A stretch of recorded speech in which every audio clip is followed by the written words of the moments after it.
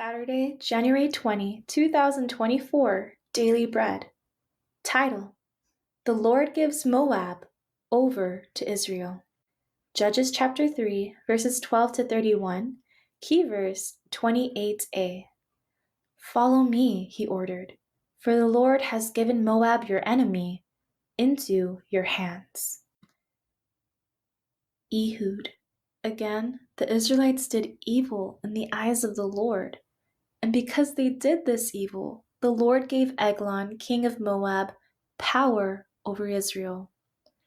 Getting the Ammonites and Amalekites to join him, Eglon came and attacked Israel, and they took possession of the city of palms.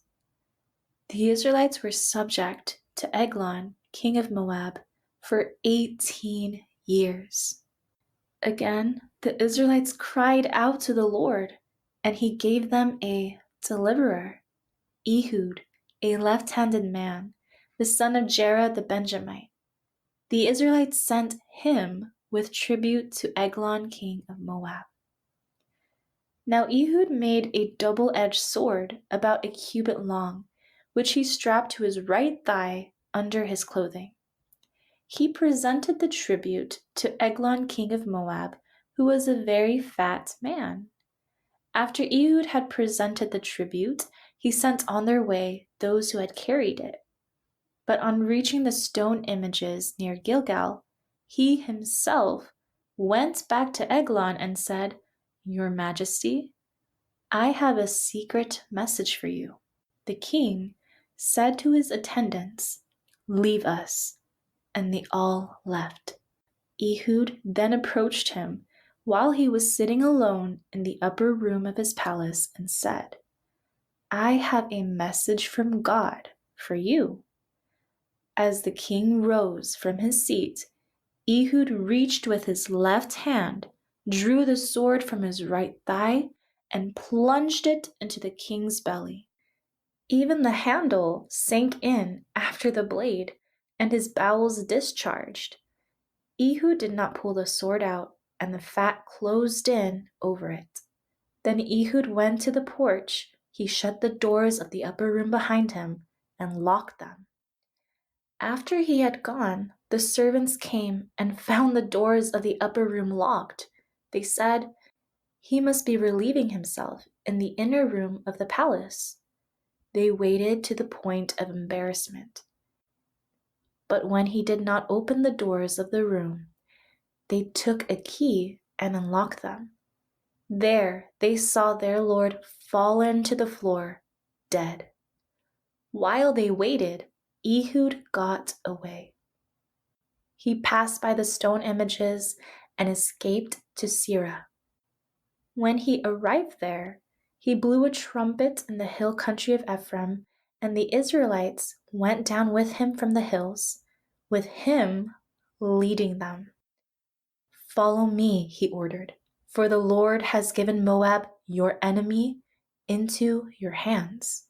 So they followed him down and took possession of the fords of the Jordan that led to Moab. They allowed no one to cross over. At that time, they struck down about 10,000 Moabites, all vigorous and strong. Not one escaped. That day, Moab was made subject to Israel, and the land had peace for 80 years. Daily Bread. First, again, the Israelites did evil in the eyes of the Lord. Because they went back to sinning, the Israelites were captured again, this time by the Moabites. They were obedient for just a little while under the judge Othniel, but eventually they drifted back to their old sinful patterns. Fighting against sin is a constant battle. If we stop fighting, we start losing. We gradually compromise and give in to our sinful desires. Since the Israelites were not alert, they were captured. Sin always traps us like slaves. Be careful not to slip back into sin. Make sure you are connected to Christ so that you can conquer and win over it. Second, God raises up Ehud, the left-handed judge. In older generations, left-handed children would be corrected to use their right hands. So Ehud being left-handed at this time was extremely rare. But God raised him up at the perfect time. The Moabite king got an unexpected attack, and the Israelites were freed. God can use the most unlikely people for His purposes.